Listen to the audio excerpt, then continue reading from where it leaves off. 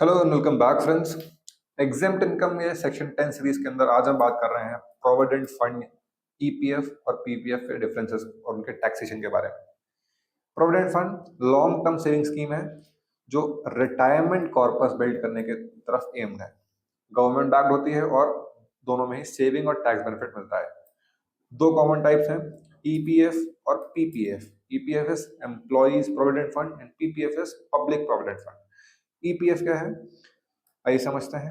कौन कंट्रीब्यूट कर सकता है? सैलरीड एम्प्लॉय की organisation under the EPF act. इसमें एम्प्लॉयर और एम्प्लॉय दोनों कंट्रीब्यूट कर सकते हैं मंथली बेसिस पे।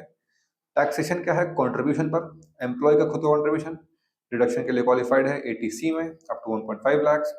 एम्प्लॉयर का कंट्रीब्यूशन टैक्स फ्री होता है 12% सैलरी तक, और उसके ऊपर जो भी अमाउंट है वो टैक्सेबल हो जाता है। इंटरेस्ट पर टैक्स, जो इंटरेस्ट अर्न है वो टैक्स फ्री होता है if the annual employee contribution is up to 2.5 lakh रुपए,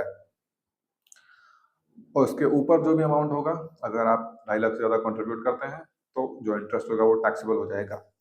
विड्रॉल क्या है? कंप्लीटली टैक्स फ्री है अगर 5 साल कंटिन्यूस सर्विस करने के बाद ही आप विड्रॉ कर रहे हैं, और इससे पहले अगर आप निकालते हैं तो वो टैक्सेबल हो जाता है।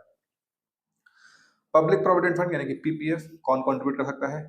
कोई भी इंडिविजुअल, चाहे वो सैलरीड हो, सेल्फ एम्प्लॉयड हो, और चाहे वो माइनर हो थ्रू गार्डियंस। इसका सैलरीड एम्प्लॉय होने से कोई रिलेशन नहीं है। कंट्रीब्यूशन लिमिट क्या है? 500 से 1.5 लाख पर ईयर तक आप इन्वेस्ट कर सकते हैं। कंट्रीब्यूशन का टैक्सेशन क्या है?